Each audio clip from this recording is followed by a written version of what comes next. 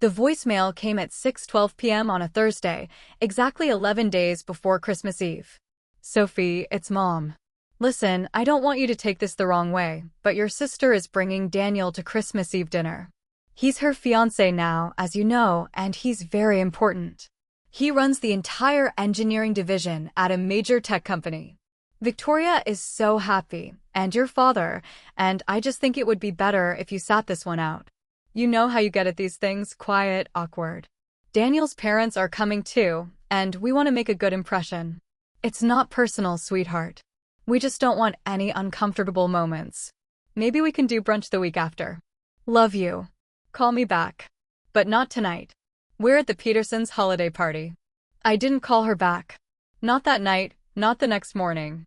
I sat in the back seat of my black Escalade, parked outside the glass tower that bore my initials on the 60th floor, KS Ventures, and I played the voicemail 3 times.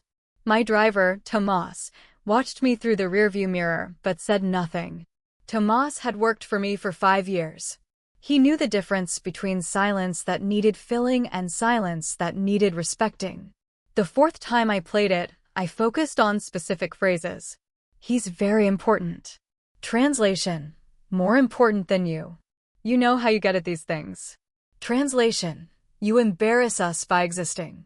We want to make a good impression. Translation. You are not a good impression. It's not personal. It was the most personal thing she'd ever said to me. I texted back one word, okay. Mom responded within a minute. I knew you'd understand. You've always been the reasonable one. We'll make it up to you, I promise. Maybe New Year's brunch? The brunch would never happen. It hadn't happened the last 4 times she'd promised it. I put my phone in my bag and stepped out of the car. Have a good evening, Miss Kowalski, Tomas said. You too, Tomas. Take tomorrow morning off. I'll drive myself in. The elevator required a key card for the penthouse level. Mine opened to a foyer with Italian marble floors, a Basquiat original on the west wall, and floor-to-ceiling windows that turned Chicago's skyline into living wallpaper. The penthouse was 4,200 square feet of everything I'd built since I was 19 years old. I poured myself a glass of Fiancé and stood at the window, looking at the city I'd conquered one algorithm at a time. Daniel Reeves. I knew the name, of course. Victoria had been talking about him for 7 months, ever since they'd met at a charity run in Lincoln Park. He was the golden boy. Director of engineering at Meridian Systems, a company that built enterprise cloud infrastructure for Fortune 500 clients. Prestigious title, 6-figure salary, the kind of career that sounded impressive at dinner parties. What Victoria didn't know, what nobody in my family knew, was that Meridian Systems was a wholly owned subsidiary of KS Ventures. I owned the company Daniel Reeves worked for. And Daniel Reeves had no idea. I should explain how this happened, all of it, from the beginning. Before we go on, please subscribe and like this video, my dear listeners. Your support motivates me to tell even more engaging stories. I'm the younger sister. That matters more than it should, but in my family, it was the defining fact of my existence. Victoria was born first, 2 years and 3 months before me, and from the moment I arrived, I was playing a game she'd already won. Victoria was beautiful. I don't mean that in the way people say it to be kind. She was genuinely, startlingly beautiful. Tall, honey blonde hair that caught light like it was engineered to, cheekbones that could cut crystal. By the time she was 14, strangers were stopping my mother in grocery stores to ask if Victoria modeled. I was not beautiful. I was small, dark-haired in a family of blondes, quiet in a family of talkers. I wore glasses from age 7. I preferred books to people and numbers to conversation. At family gatherings, Victoria would hold court while I sat in corners reading whatever I'd brought, Harry Potter at 8, calculus textbooks at 12, machine learning papers at 15. Sophie, put the book down and socialize, Mom would say, sighing like my existence was a minor inconvenience. Leave her alone, she's fine, Dad would occasionally defend, but even his defense carried the subtext. She is what she is, let's not draw attention to it. Victoria was the one they invested in. Dance lessons, voice coaching, a wardrobe that updated every season. When Victoria wanted to try modeling, they hired a photographer. When Victoria wanted to go to Northwestern, they refinanced the house. When I asked for a computer, just a basic laptop, so I could learn to code, Mom said, "What would you even do with it?" "Program," I said. "Program what?" "Things. You can use the family computer in the den. You don't need your own." The family computer was a 7-year-old Dell that took 4 minutes to boot up and crashed if you opened more than 2 browser tabs. I used it anyway. I taught myself Python on that machine, writing code in Notepad because I couldn't install an IDE without admin privileges that my parents wouldn't give me. At 16, I built my first application, a scheduling tool for small businesses. Nothing revolutionary, just clean code that solved a real problem. I put it online for $9.99 a month. Within 3 months, I had 200 subscribers. Sophie made almost $2,000 from her computer thing, Dad mentioned at Thanksgiving that year, half impressed, half confused. "That's nice," Mom said. "Victoria, tell everyone about the internship at the PR firm." Victoria talked for 20 minutes about answering phones at a public relations agency. Everyone listened. Nobody asked me about my $2,000. By the time I graduated high school, I had $47,000 in a bank account nobody knew about. My scheduling app had evolved into a suite of small business tools. I had 3,100 paying subscribers. I was 17 years old and earning more than my father's annual salary. I didn't tell them. I'd learned by then that telling them would accomplish nothing. They'd either dismiss it, "That's nice, but it's not a real career, try to control it, you should let your father manage that money," or redirect the conversation back to Victoria. Speaking of careers, Victoria just got promoted. So I stayed quiet. I applied to the University of Illinois Urbana-Champaign for computer science. Not because it was my only option. I'd been accepted at MIT, Stanford, and Carnegie Mellon, but because it was in-state, which meant I could claim in-state tuition and avoid asking my parents for money. The full ride to MIT would have raised questions I didn't want to answer. "UIUC is a good school," Dad said when I told them, sounding relieved that I wasn't asking for Northwestern-level tuition. "Very practical." "Victoria's friend's brother went there," Mom added. "He works in IT now. Does well enough." Does well enough. The ceiling they'd assigned me. At UIUC, I discovered the same thing every misfit discovers when they find their tribe. I wasn't the odd one. I was just in the wrong room my whole life. I double majored in computer science and finance. I was the top student in both programs. My professors started asking me to assist with research. My sophomore year, I published a paper on predictive analytics in financial markets that got cited by a senior researcher at Goldman Sachs. But the real breakthrough came junior year.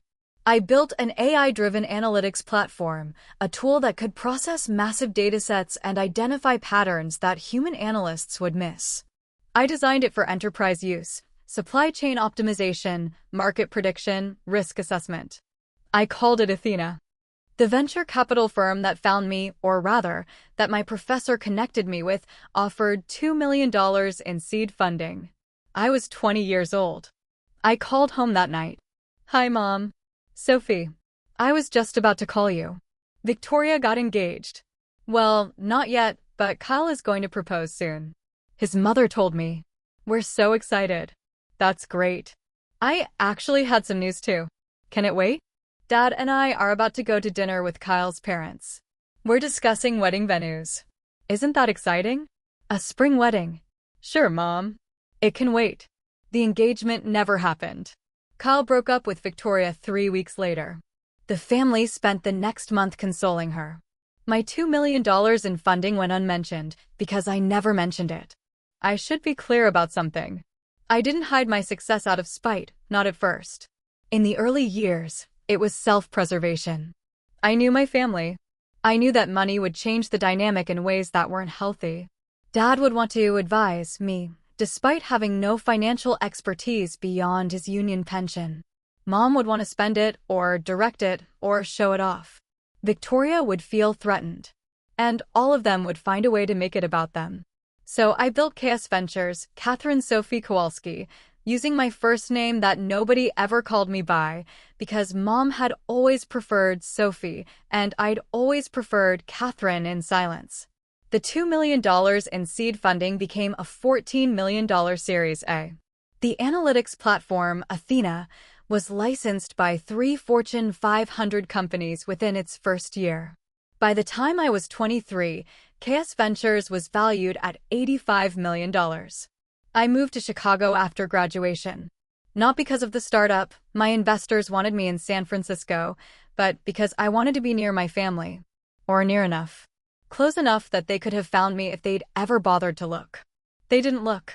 Sophie, what are you doing for work now? Mom asked at Christmas that year.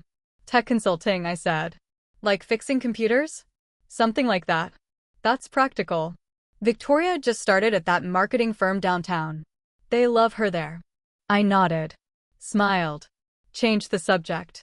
By 25, I was worth $160 million. KS Ventures had expanded from the analytics platform into venture capital. I was investing in startups, acquiring small companies, building a portfolio that spanned artificial intelligence, cloud computing, biotech, and clean energy. At 27, I made the acquisition that connects this story to Daniel Reeves. Meridian Systems was a mid-sized cloud infrastructure company based in Chicago. Good technology, mediocre management, bleeding cash due to poor strategic decisions. They were worth about $120 million on paper, but generating only $8 million in annual revenue. A classic turnaround opportunity. I bought them for $95 million. The acquisition was handled through KS Ventures holding company, Lakeshore Holdings LLC. No press release, no public announcement.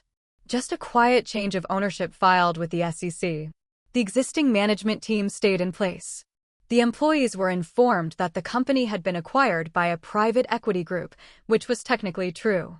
The CEO reported to my COO, who reported to me. I never visited the Meridian offices. Never met the staff. Never had any reason to. I owned 37 companies at that point. I couldn't personally visit all of them. Daniel Reeves was hired as Director of Engineering at Meridian Systems 8 months after I bought the company. He came from a smaller firm, brought strong credentials, and was, by all accounts, excellent at his job. He managed a team of 92 engineers, oversaw product development, and had helped increase revenue by 23% in his first year. His hiring was buried in a quarterly operations report I'd skimmed on a Tuesday afternoon. New DR, Engineering, D, Reeves, Prev Axiom Tech, Strong Leadership, Positive Team Response. I'd read it, nodded, moved on. I had no idea he existed as a person until Victoria called me in May. Sophie, I met someone. That's great, Vic. His name is Daniel. He's an engineer. Well, not like a regular engineer.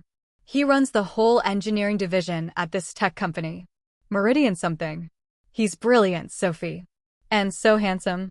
And he makes really good money. I'm happy for you. Mom already loves him. He came to dinner last Sunday.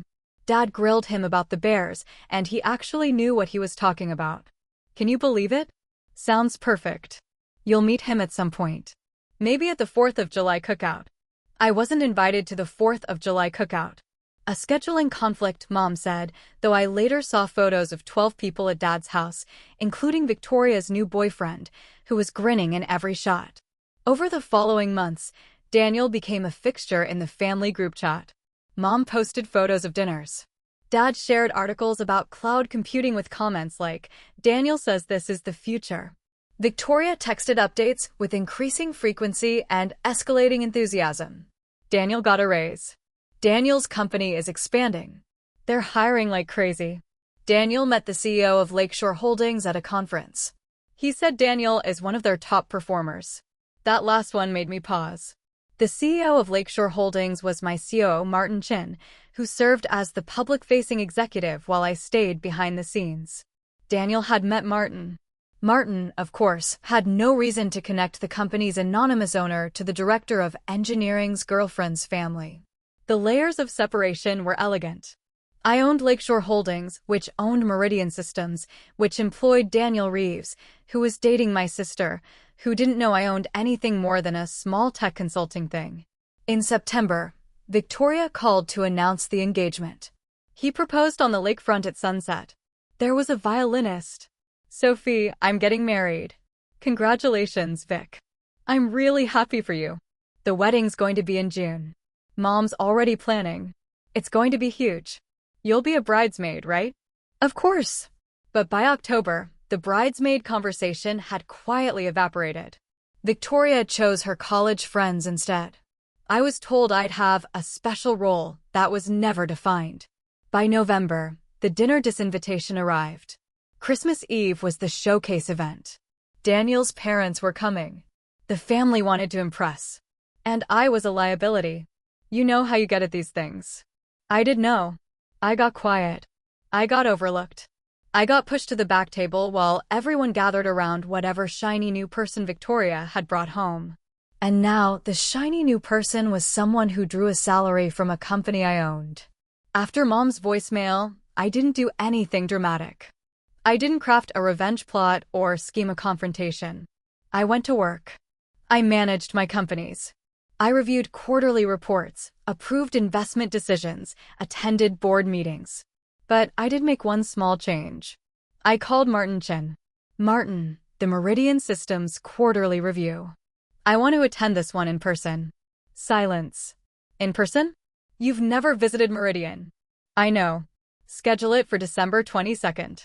I want to review operations, meet key leadership, walk the floor. That includes Daniel Reeves. Martin was one of 3 people who knew I owned KS Ventures. He was also aware, because I'd mentioned it once in passing months ago, that Daniel was engaged to my sister. Yes, that includes Daniel Reeves. Sophie, are you sure about this? Schedule it, Martin. Full executive review. And Martin, I want to be introduced as the owner. Full transparency. He paused. This is going to be quite an introduction. Yes, it is. December 22nd. 2 days before the Christmas Eve dinner I wasn't invited to. The timing was coincidental. The quarterly review always fell in late December. But the coincidence felt like poetry. I told Tomas to pick me up at 7 a.m. I dressed carefully. Not ostentatiously, I never dressed ostentatiously, but precisely. A Stella McCartney suit in charcoal gray. Valentino heels. My hair down, which I rarely did for work, because I wanted to look like myself. Not a corporate version of myself. Just Sophie. Catherine Sophie Kowalski. Owner of KS Ventures. Proprietor of Lakeshore Holdings. Majority shareholder in 37 companies, including Meridian Systems, where Daniel Reeves was about to have the most disorienting day of his professional life. Good morning, Miss Kowalski, Tomas said, holding the car door. Morning, Tomas. Meridian Systems headquarters, please. The Fulton Market office. Yes, ma'am. We drove in silence through the Chicago morning. Snow dusted the streets like powdered sugar. The city was already dressed for Christmas, lights in every window, wreaths on every door. I watched it pass and felt remarkably calm. My phone buzzed. The family group chat. Mom, 2 days until Christmas Eve. The caterer confirmed. Victoria, is Daniel's mother bringing that amazing pie? Victoria, yes. And Daniel's dad is bringing wine from their trip to Napa. It's going to be perfect. Dad, looking forward to hearing about Daniel's work. The tech industry is fascinating. He's doing important things. Mom, so proud of our future son-in-law. This family is so blessed. I put the phone away. Meridian Systems occupied 4 floors of a converted warehouse in Fulton Market. It was a beautiful space, exposed brick, open floor plans, the kind of office that tech companies built to attract talent. I'd approved the renovation budget 2 years ago without ever seeing the result. Martin met me in the lobby. He was wearing his CEO face, composed, professional, slightly nervous. Everything's set up in the executive conference room. Leadership team is assembled. Daniel Reeves is there. He thinks this is a standard ownership review. Does he know who the owner is? He knows it's Lakeshore Holdings. He's met me. He does not know that Lakeshore is a subsidiary of KS Ventures, and he certainly doesn't know that KS Ventures is you. Good. Let's go. We took the elevator to the 4th floor. The conference room had glass walls, and I could see them before they could see me. 7 people around a long table. The CEO I'd installed after the acquisition, the CFO, the VP of Sales, the VP of Marketing, the VP of Operations, the head of HR, and Daniel Reeves. Daniel was at the far end of the table, reviewing notes on his laptop.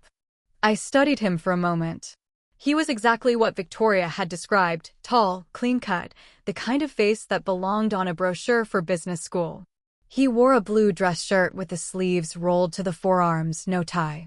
Confident but not arrogant. The kind of man who'd done well enough in life to believe the system worked. Martin opened the door. Good morning, everyone. Thank you for being here. As you know, today is our year-end ownership review. We do this annually to align on strategy, performance, and vision. This year, we have a special guest. The principal owner of Lakeshore Holdings and the individual who acquired Meridian Systems 3 years ago has decided to attend in person for the first time. I watched their faces. Curiosity. Interest. The mild anxiety that comes with meeting the person who signs the checks. Martin stepped aside. Everyone, I'd like to introduce Catherine Sophie Kowalski, founder and CEO of KS Ventures and the sole owner of Meridian Systems. I walked in. The room reacted the way rooms always do when a 31-year-old woman enters as the owner of a $2.4 billion portfolio. Surprise first, then recalibration, then the careful composure of professionals who don't want to look unprofessional. Good morning, I said. Thank you all for being here. I know this is an unusual visit, and I appreciate your flexibility. I made eye contact with each person around the table. The CEO nodded. The CFO straightened her posture. The VP of Sales smiled nervously. Daniel Reeves looked up from his laptop and froze. The recognition wasn't immediate. It came in stages, the way a word comes to you when it's on the tip of your tongue. First confusion, something about me was familiar. Then narrowing focus, where had he seen my face before? Then the flash, Victoria's phone. Family photos. The sister who does something with computers. His mouth opened slightly. Closed. Opened again. Sophie? The room went quiet. Hello, Daniel, I said. Shall we begin? I didn't acknowledge his shock. I didn't explain. I simply sat down at the head of the table, opened the portfolio binder Martin had prepared, and began the review. Let's start with revenue. Martin, walk me through Q3 and Q4 projections. Martin, who had clearly prepared for this moment to be awkward, launched into the presentation with the smooth efficiency of someone who'd been rehearsing. Revenue was up 31% year-over-year. Client retention was at 94%. The engineering team, Daniel's team, had shipped a major platform update that reduced processing latency by 40%. Impressive work on the platform update, I said, looking directly at Daniel. The latency reduction is significant. What was the engineering approach? Daniel was staring at me like I'd materialized from another dimension. His laptop screen had gone dark. His notes were forgotten. He cleared his throat. We restructured the data pipeline architecture. Moved to a microservices model. Parallel processing across distributed nodes. What about the edge computing integration? I saw the proposal in October's report. Has that been implemented? Partially. We're about 60% deployed. Timeline for full deployment? End of Q1. Move it up. I want full deployment by February 15th. The competitive advantage diminishes with every week we delay. That's ambitious. It's necessary. Your team is capable. I've seen the performance metrics. If you need additional resources, submit a request through Martin by end of week. Yes. Okay. Yes. I moved on to the CFO, the VP of Sales, each leader in turn. I asked detailed, technical questions that demonstrated I hadn't just skimmed reports, I'd studied them. I knew the client list. I knew the margins. I knew the churn rate and why 2 enterprise contracts had been lost in October. Throughout the review, I felt Daniel's eyes on me. Not once did I look back. I was here to run a business meeting, and that's exactly what I did. 90 minutes later, we were done. Thank you, everyone. Excellent work this year. I'm particularly pleased with the engineering team's output and the sales pipeline for Q1. Martin will follow up with individual action items. Happy holidays. The room began to empty. I stayed seated, reviewing a note in the binder. One by one, the executives filed out, some glancing at me with curiosity, others already checking phones. Daniel didn't leave. He sat at the far end of the table, laptop closed, hands flat on the surface, staring at me with an expression caught between disbelief and something I couldn't quite read. Martin glanced at me. I gave him a barely perceptible nod. He left and closed the door. Silence. Sophie. Daniel's voice was hoarse. Daniel. You own this company. I do. You own your Kiss Ventures. You're the one who acquired Meridian. 3 years ago, yes. I've worked here for over 2 years. I know. I approved your hiring. Well, technically Martin approved it. I approved his recommendation. But you're Victoria's sister. I'm aware of our family tree. He stood up, paced to the window, turned back. I don't understand. Victoria said you work in tech consulting. She said you do something with computers. Like freelance coding or IT support or... Victoria says a lot of things about me. Most of them reflect what my family decided I was when I was 12 years old. They've never updated their assessment. But KS Ventures is a $2 billion company. $2.4 billion as of last quarter's valuation. But who's counting? Daniel sat back down. Slowly, like the chair might not be real. Does Victoria know? No. Your parents? No. Nobody in your family knows? Nobody in my family has ever asked what I actually do. They decided I was the quiet one, the awkward one, the one who's good with computers in a way that's vaguely useful but not impressive. I stopped correcting them years ago. Why? It was such a simple question. And the answer was so complicated. Because, Daniel, when people have decided who you are, telling them different doesn't change their decision. It just gives them something new to distort. If I'd told my parents at 20 that I'd secured $2 million in funding, they would have said, that's nice, but Victoria just got a promotion. If I'd told them at 25 that I was worth $160 million, they would have tried to take credit for it, or asked for money, or found some way to minimize it because it didn't fit the story they tell about their daughters. The story. Victoria is the star. I'm the footnote. That story has been the organizing principle of my family for as long as I can remember. I stopped fighting it and started building my own story instead. Daniel put his head in his hands. Sophie, your mother called Victoria last week. She said it was better if you didn't come to Christmas Eve dinner. Because of me. Because I'm important, and you might be awkward. I know. She left me a voicemail. And you just accepted it? What was I supposed to do? Argue? Explain? Beg to come to a dinner where I'd be ignored anyway. You could have told them the truth. Which truth? That I own the company their future son-in-law works for? That I'm worth more than he'll make in 10 lifetimes? That while they were congratulating themselves on Victoria's catch, the person they were embarrassed by was the one signing his paychecks. Yes, that truth. And what would that accomplish?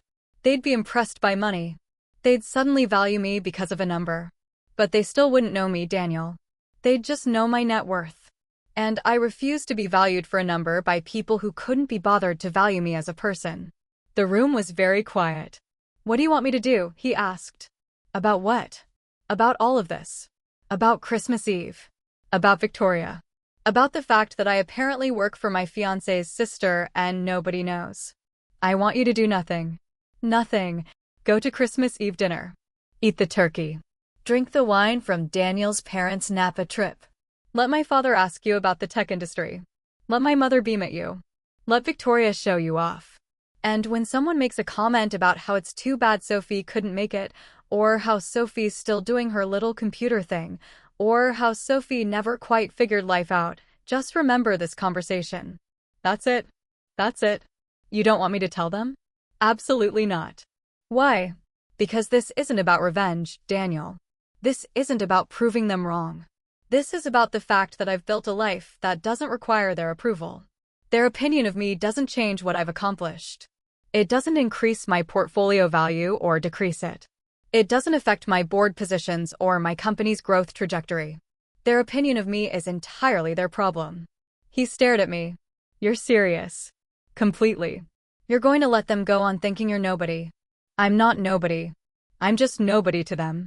There's a difference. Sophie. This meeting is over, Daniel. Martin will send you the action items for Q1. I expect the edge computing deployment accelerated as discussed. Happy holidays. I stood, extended my hand. He took it, and I felt the tremor in his grip. For what it's worth, he said quietly, I think they're wrong about you. I know they are. That's why it doesn't hurt anymore. He nodded, gathered his things, walked to the door, paused.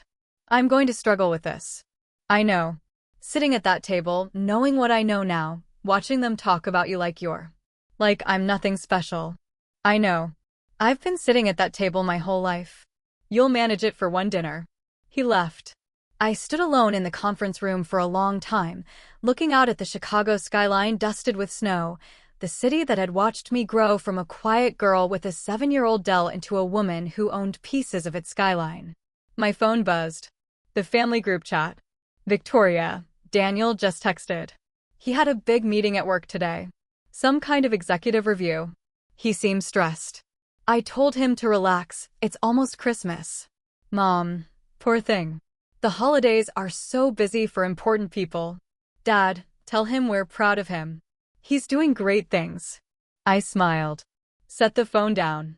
Went back to work. Christmas Eve, I stayed in my penthouse.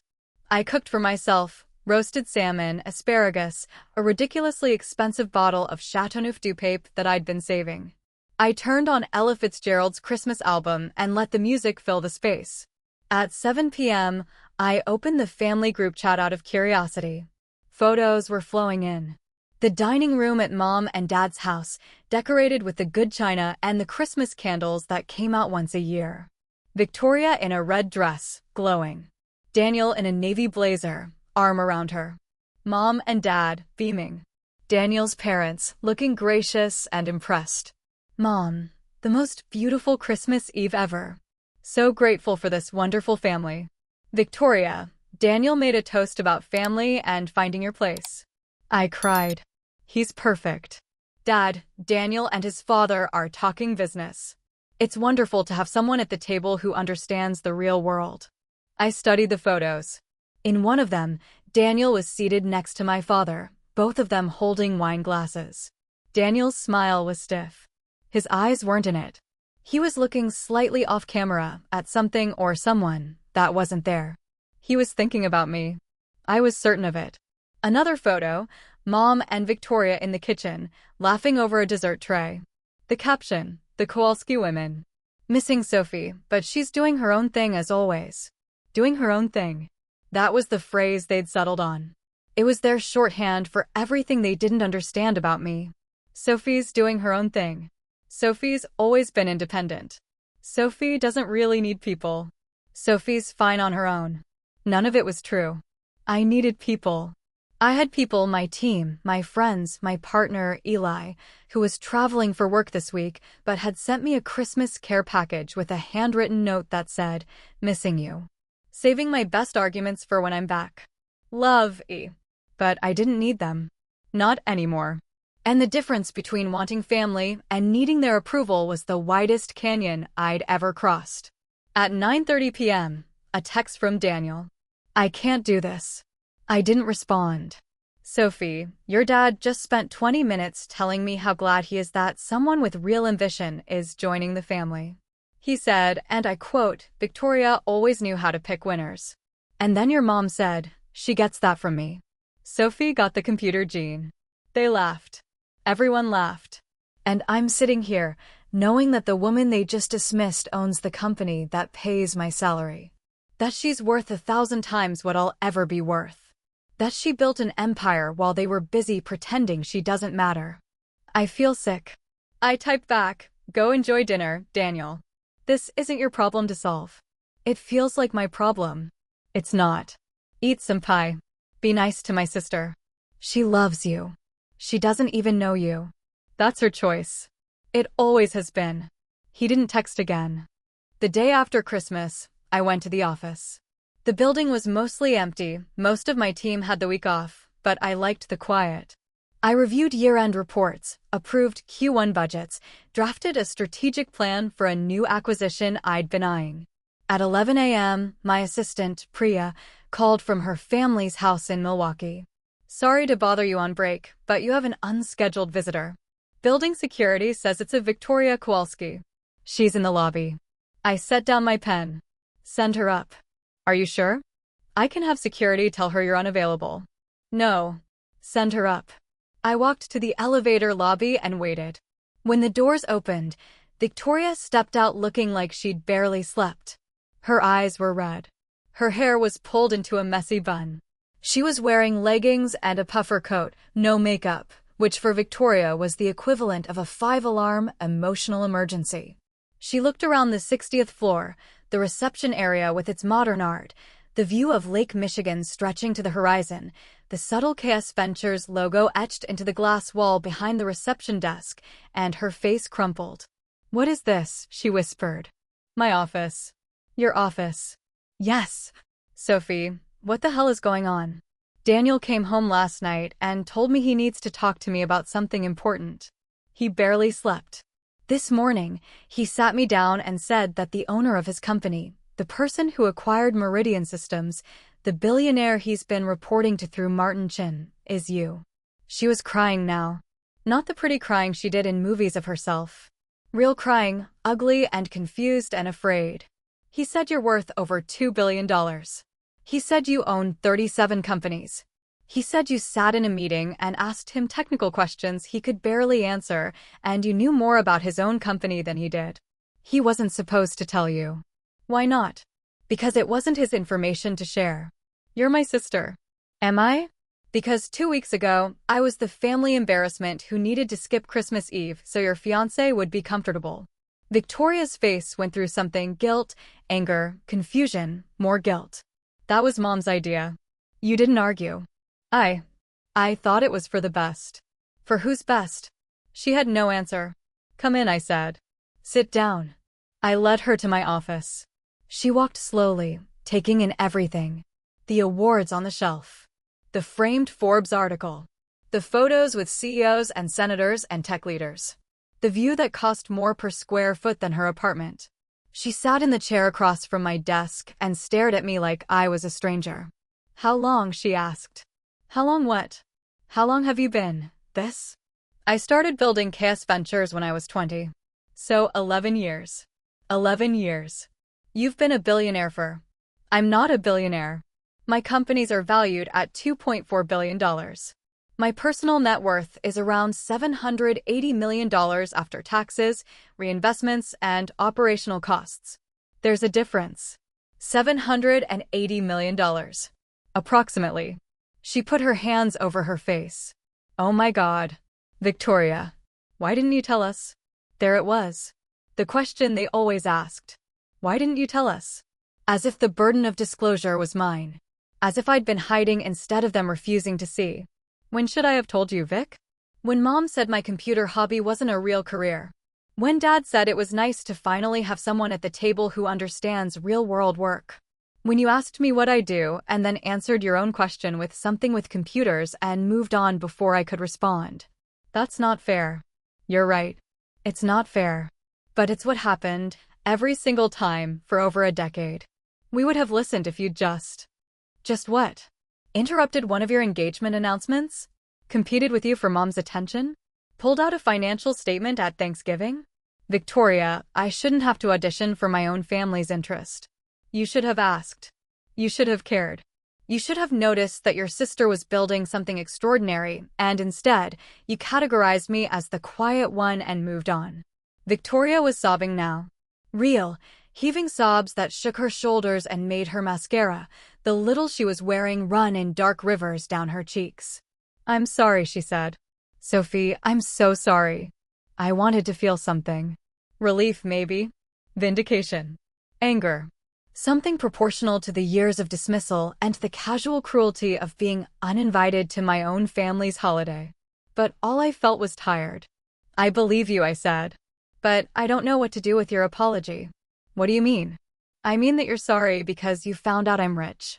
If Daniel hadn't told you, if you'd gone on thinking I was a freelance coder living in a studio apartment, would you be here? Would you be crying in my office? Or would you be posting Instagram stories about your perfect Christmas Eve? She didn't answer. She didn't have to. That's what I thought. Sophie, that's not, I would have been sorry anyway. No, Victoria. You wouldn't have. Because you weren't sorry last week when you agreed I should skip Christmas. You weren't sorry last month when you couldn't remember what I do for a living. You weren't sorry for the past 11 years while I was building this from nothing and you never once asked how I was doing. Not how's work, not how's life, not are you happy. Nothing. The silence between us was vast and honest. I don't know how to fix this, she said. I'm not asking you to fix it. I'm asking you to sit with the fact that you missed your sister's entire life because it didn't look the way you expected it to. And I'm asking you to think about whether you want a relationship with me, the real me, not the version you invented, or whether you just want to process your guilt and move on. I want a relationship. Then it starts with honesty. No more family narratives about poor Sophie doing her own thing. No more group chat jokes about my computer hobby. No more invitations withheld because I'm not impressive enough to be in the room.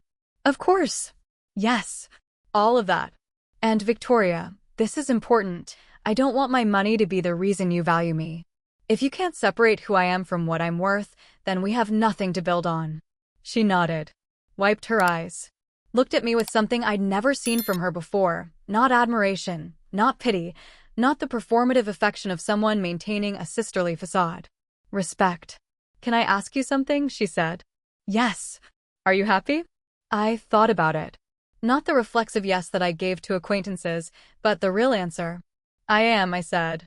I have work that challenges me, people who see me, a partner who loves the real me, and a life I built with my own hands. I'm genuinely, deeply happy. I'm glad, she said. And for the first time in our lives, I believed her. She stood up to leave. At the door, she turned back. Daniel wanted me to tell you, the edge computing deployment. He moved the timeline up. Full deployment by February 1st. 2 weeks ahead of your request. I smiled. Tell him I appreciate his initiative. He's terrified of you. Good.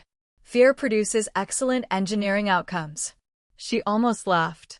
Almost. Sophie? Yes. I'm not going to tell Mom and Dad. Not because you asked me not to, but because I think they need to find out on their own. The way I did. I think they need to sit with the discomfort of realizing what they missed. That's surprisingly wise of you. I had a good teacher. I just wasn't paying attention. She left. I stood at the window and watched the snow fall over Lake Michigan, and for the first time in a very long time, I felt something shift in the frozen space between what my family thought I was and what I'd actually become. Not resolution. Not forgiveness. Just a crack in the ice, letting light through. New Year's Eve, Eli came home from his trip. We stayed in, ordered Thai food, watched the fireworks from the penthouse windows. At midnight, he kissed me and said, "Tell me something I don't know about you. My sister came to my office last week. The one who uninvited you to Christmas? That one. She found out about Chaos Ventures. About all of it. How'd she take it? Badly at first. Then honestly. We might actually have a chance at a real relationship. And your parents? They still don't know. Are you going to tell them?" I watched the fireworks explode over the lake, gold and silver and red, each one burning bright for a moment before dissolving into darkness. "No," I said. "I'm going to let them find me. If they're willing to look. And if they never look, then I'll still be here. Still building. Still complete." He pulled me closer. "You know what I love about you? My devastating intellect and my stock portfolio? Your ability to let people be wrong about you without needing to correct them. Most people can't do that. It drives them crazy to be underestimated. It used to drive me crazy. Now it just drives me forward." We stood at the window as the new year began. Somewhere across the city, my parents were probably toasting at a party, congratulating themselves on a successful holiday season. Victoria and Daniel were probably together, navigating the new reality of their relationship with the weight of my secret between them. And I was here. In the building I owned, in the city I'd conquered, in the life I'd built, one line of code, one investment, one quiet decision at a time. My phone buzzed at 12:03 a.m. A text from Mom. Happy New Year, Sophie. Hope you're doing something fun. Dad and I are at the Petersons' party. Victoria and Daniel are here too. We miss you.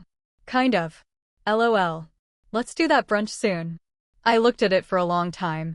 Then I typed, Happy New Year, Mom. And I put the phone away. 3 weeks later, the Forbes article came out.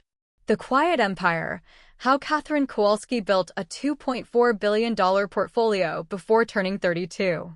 The cover photo was me, standing at my office window, the Chicago skyline behind me, looking directly into the camera with an expression the photographer called calm certainty. My real name. My real face. My real story. I didn't send it to my parents. I didn't post it on social media. I didn't do anything at all. But Victoria did. She texted a screenshot of the cover to the family group chat with no caption. Just the image. Just my face. Just the headline. The chat was silent for 6 hours. Then, at 4:47 p.m., a text from Dad. Is this real? Victoria responded, yes. Silence again. At 5:12 p.m., from Mom. I don't understand. Victoria, I know. That's the point. At 6:30 p.m., Mom called me. I let it go to voicemail. Sophie, I saw the article. I don't. Your father and I are very confused. We didn't know about any of this. Why didn't you tell us? I feel like I don't know my own daughter. Call me back, please. We need to talk about this. I listened to it once. Noted the familiar pattern. The confusion presented as victimhood. The why didn't you tell us that placed the blame on me. The we need to talk that really meant we need you to explain yourself so we can process our discomfort. I didn't call back. Instead, I texted, I've been building this for 11 years. You never asked. The information was always available to anyone who was interested. I'm not angry, Mom. I'm just done explaining myself to people who never listened in the first place. If you want a relationship with me, the real me, I'm here. But I'm not performing my success for your approval, and I'm not pretending the past didn't happen so you can feel comfortable. When you're ready for an honest conversation, you know where I am. Her response came 2 hours later. I'm your mother. I typed back, I know. That's what makes it so sad. No response. February came. The edge computing deployment at Meridian was completed on January 29th, 3 days ahead of Daniel's accelerated timeline. Martin sent me the report with a note. Reeves is on fire. Whatever you said to him, keep saying it. Victoria texted me weekly now. Short messages, nothing dramatic. How's your week? Saw this article and thought of you. Eli doing okay? Small bids for connection, tentative and genuine. I responded to each one. Not with revelations or forgiveness speeches. Just with normal sister things. Week's good. Thanks for the article. Eli says hi. We were learning each other from scratch. It was slow and awkward and nothing like the movies, where a single confrontation resolves decades of neglect. But it was real, and real was all I'd ever wanted from them. Mom and Dad were slower. Mom sent a few tentative texts that I responded to briefly. Dad sent nothing at all for 3 weeks, then one night at 11 p.m., a single message, I'm sorry, Sophie. I should have paid attention. It was the most honest thing he'd ever said to me. I typed back, thank you, Dad. That means a lot. And it did. Not because it changed the past or erased the years of invisibility, but because it was a beginning. A small, imperfect, human beginning. I didn't need them to understand what I'd built. I didn't need them to be impressed by my portfolio or my Forbes cover or my $780 million. I needed them to see me, the quiet girl who sat in corners with books, the teenager who coded on a 7-year-old Dell, the woman who turned silence into empire and recognized that she had been extraordinary all along. Not because of the money. Because of the perseverance. Because of the refusal to accept a story someone else wrote for her. Because of the bone-deep conviction that she was worth more than the role she'd been assigned. That conviction had cost me something. It had cost me years of family dinners, holidays, easy affection, the casual intimacy of being known by the people who were supposed to know you best. I'd traded that for independence, for privacy, for the fierce and lonely satisfaction of building something no one believed I could build. Was it worth it? I stood at my window, watching February snow drift over Chicago, and I thought about that question the way I thought about all important questions, carefully, honestly, without flinching from the answer. Yes, it was worth it. Not because the money was worth more than family. It wasn't. But because the person I'd become, the one forged in silence and dismissal and the cold fire of proving herself to no one but herself, that person was worth everything. And she always had been. They just hadn't been paying attention. March. A Saturday. My phone rang at 8 a.m. Sophie? Victoria's voice, tentative. Hey, Vic. Mom wants to do Easter dinner. She wants you there. She specifically asked me to call because she's afraid you'll say no. She's right to be afraid. Sophie, please. She's trying. Is she trying, or is she performing trying? Silence. I think she's actually trying. Dad, too. He read the entire Forbes article 3 times. He called me crying. I closed my eyes. What time is dinner? 3 o'clock. Her house. Everyone's going to be there. And Sophie, she wants you at the head of the table. I don't need the head of the table. I know. But she needs to offer it. I thought about it. The quiet girl, the footnote, the one who did something with computers, being offered the head of the family table. Not because she demanded it, but because they'd finally looked up from their own story long enough to see hers. I'll be there at 3, I said. Really? Really? But Vic. Yeah. I'm bringing Eli. And I'm driving myself. And if anyone asks me about my net worth, I'm leaving. Deal. And tell Daniel his Q1 performance review was excellent. He's getting a raise. Victoria laughed, a real laugh, the kind I hadn't heard from her since we were children. I'll tell him. He'll probably cry. Engineers. So emotional. She was still laughing when I hung up. I stood at the window one more time. The snow was melting. Spring was coming. And somewhere across the city, a family that had spent 20 years looking past me was finally, clumsily, imperfectly learning to look at me. It wouldn't be easy. It wouldn't be fast. There would be awkward dinners and conversations that went sideways and moments when old patterns surfaced like muscle memory.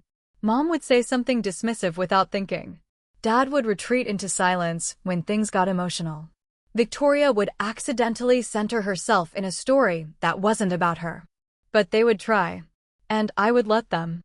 Not because I needed their validation, but because I'd finally reached the place where I could accept their love without requiring it to be perfect. I'd built a $2.4 billion company from nothing. I could handle an imperfect family. After all, I'd been handling them my whole life. The only difference now was that they knew it.